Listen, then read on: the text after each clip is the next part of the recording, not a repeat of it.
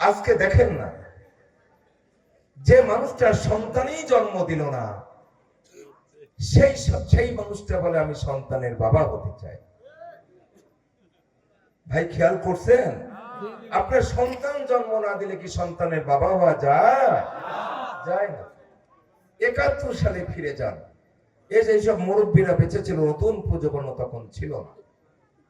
আমাদের ঘর থেকে বেছে বেছে সুন্দরী মেয়েদের নিয়ে টেনে হেসড়ে পাকিস্তানি হানাদার বাহিনীর হাতে তুলে দিয়েছে। ২,৫৯,০০০ মা বোনের ইজ্জত ভুলণ্ঠিত করেছে। আর বাংলাদেশ হবে এটা তারা চায়নি। এরা চেয়েছিল এটা পাকিস্তানই থাকবে। তোমরা এটা পাকিস্তান চেয়েছিলে। তোমরা যদি সরকার হতে চাও, তোমরা যদি প্রধানমন্ত্রী হতে চাও, তোমরা যদি দেশের প্রেসিডেন্ট হতে চাও, তোমরা যদি দেশের এমপি মন্ত্রী হতে চাও, তাহলে পাকিস্তানে গিয়ে হতে হবে, বাংলাদেশে হতে দেওয়া। বাংলাদেশের মানুষ সতর্ক থাকতে হবে। প্রিয় বন্ধুরা আমার, স্বাধীনতা একটা জাতির জন্য সবচেয়ে বেশি প্রয়োজন।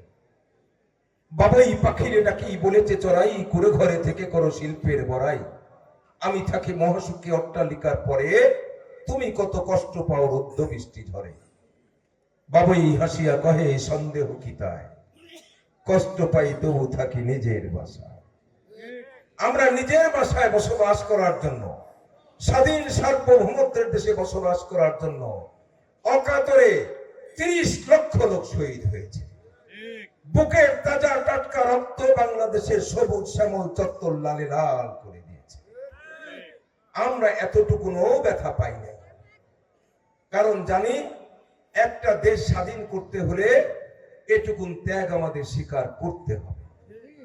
আমরা হাসি মুখে জীবনের সকল সুখ স্বপ্ন সাধনা পায়ে দোলে দুমড়ে মুচড়ে পদদলিত করে সেই পাকিস্তান হানাদার বাহিনীর বিরুদ্ধে যুদ্ধ করা হয়েছে।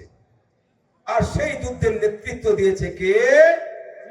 আমাদের প্রিয় নেতা, প্রয়াত নেতা, স্বাধীনতার ঘোষণা করেছে, বন্দুক হাতে নিয়ে যুদ্ধ করেছে জীবন বাজি রেখে, সেই শহীদ প্রেসিডেন্ট জিয়াউর রহমান। দেখান না, দেশে তো মন্ত্রী হতে চান, প্রেসিডেন্ট হতে চান, আপনার দলের মধ্যে একটা মুক্তিযোদ্ধা খুঁজে পান কিনা? কি খুঁজে পাওয়া যাবে? আপনার দলের মধ্যে রাজাকার খুঁজে পাওয়া যাবে, মুক্তিযুদ্ধ খুঁজে পাওয়া। সেই দেশে আপনারা আসবেন, মসনদে বসবেন, গাড়িতে পতাকা লাগাবেন। বাংলাদেশের 18 কোটি মানুষের হৃদয়ের স্পন্দন, বাংলাদেশের স্বাধীনতা সার্বভৌমত্ব, বাংলাদেশের 18 কোটি মানুষের হৃদয়ের স্পন্দন, মুখ থুবড়ে পড়া গণতন্ত্র আমরা পুনঃপ্রতিষ্ঠিত করেছি।